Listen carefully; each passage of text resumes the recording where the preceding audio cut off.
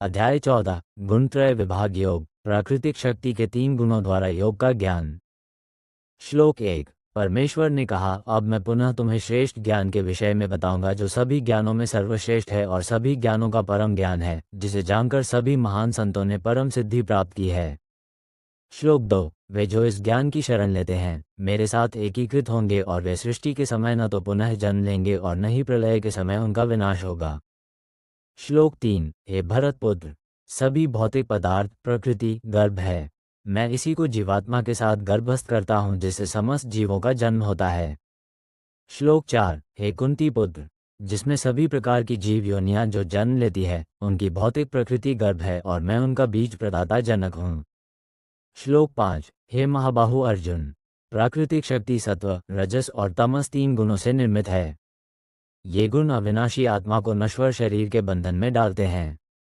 श्लोक 6। इनमें से सत्वगुण अर्थात अच्छाई का गुण अन्यों की अपेक्षा शुद्ध होने के कारण प्रकाश प्रदान करने वाला और पुण्य कर्मों से युक्त है। हे निष्पाप अर्जुन, यह आत्मा में सुख और ज्ञान के भावों के प्रति आसक्ति उत्पन्न कर उसे बंधन में डालता है। श्लोक 7। हे अर्जुन, रजोगुण की प्रकृति मोह है। ये सांसारिक आकांक्षाओं और आकर्षणों से उत्पन्न होता है और आसक्ति के माध्यम से आत्मा को कर्म के प्रतिफलों में बांधता है। श्लोक 8। हे अर्जुन, तमोगुण जो अज्ञानता के कारण उत्पन्न होता है और देहधारियों जीवात्माओं के लिए मोह का कारण है, ये सभी जीवों को असावधानी, आलस्य और निद्रा द्वारा भ्रमित करता है। श्लोक 9। सत्वगुण सांसारिक सुखों में बांधता है, रजोगुण आत्मा को सकौम कर्मों की ओर प्रवृत्त करता है और तमोगुण ज्ञान को आच्छादित कर आत्मा को भ्रम में रखता है। श्लोक 10। कभी कभी सत्वगुण रजोगुण और तमोगुण को परास्त करता है और कभी कभी रजोगुण सत्वगुण और तमोगुण पर हावी हो जाता है और कभी कभी ऐसा भी होता है कि तमोगुण सत्वगुण और रजोगुण पर हावी हो जाता है। श्लोक 11। जब शरीर के सभी द्वार ज्ञान से आलोकित हो जाते हैं तब इसे सत्वगुण की अभिव्यक्ति मानो। श्लोक 12। जब रजोगुण प्रबल होता है तब हे अर्जुन, लोभ, सांसारिक सुखों के लिए परिश्रम, बेचैनी और उत्कंठा के लक्षण विकसित होते हैं। श्लोक 13। हे अर्जुन, जड़ता, असावधानी और भ्रम ये तमोगुण के प्रमुख लक्षण हैं। श्लोक 14। जिनमें सत्वगुण की प्रधानता होती है वे मृत्यु पश्चात ऋषियों के ऐसे उच्च लोक में जाते हैं जो रजो और तमोगुण से मुक्त होता है। श्लोक 15। रजोगुण की प्रबलता वाले सकौम कर्म करने वाले लोगों के बीच जन्म लेते हैं और तमोगुण में मरने वाले पशुओं की प्रजातियों में जन्म लेते हैं। श्लोक 16। ऐसा कहा जाता है कि सत्वगुण में संपन्न किए गए कार्य शुभ फल प्रदान करते हैं, रजोगुण के प्रभाव में किए गए कर्मों का परिणाम पीड़ादायक होता है तथा तमोगुण से संपन्न किए गए कार्यों का परिणाम अंधकार है। श्लोक 17। सत्वगुण से ज्ञान उत्पन्न होता है, रजोगुण से लोभ और तमोगुण से अज्ञानता, प्रमाद और भ्रम उत्पन्न होता है।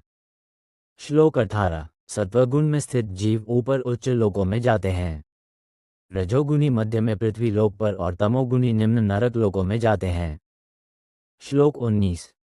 जब बुद्धिमान व्यक्ति को ये ज्ञात हो जाता है कि सभी कार्यों में प्रकृति के तीनों गुणों के अलावा कोई कर्ता नहीं है और जो मुझे इन 3 गुणों से परे देखते हैं वे मेरी दिव्य प्रकृति को प्राप्त करते हैं।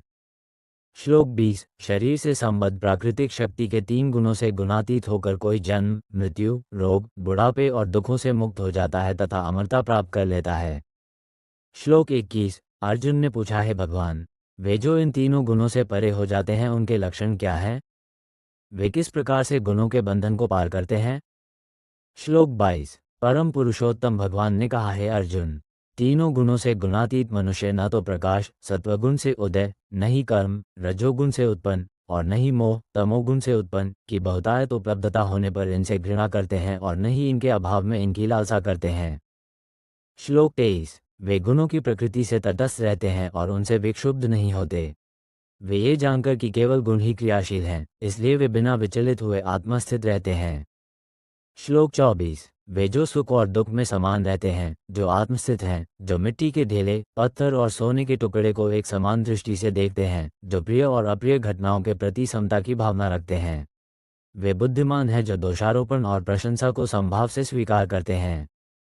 श्लोक 25। जो मान अपमान की स्थिति में समभाव रहते हैं, जो शत्रु और मित्र के साथ एक जैसा व्यवहार करते हैं, जो सभी भौतिक व्यापारों का त्याग कर देते हैं, वे तीनों गुणों से ऊपर उठे हुए गुणातीत कहलाते हैं। श्लोक 26। जो लोग विशुद्ध भक्ति के साथ मेरी सेवा करते हैं वे प्राकृतिक शक्ति के तीनों गुणों से ऊपर उठ जाते हैं और ब्रह्म पद के स्तर को पा लेते हैं। श्लोक 27। मैं ही उस निराकार ब्रह्म का आधार हूँ जो अमर, अविनाशी, शाश्वत धर्म और असीम दिव्य आनंद है।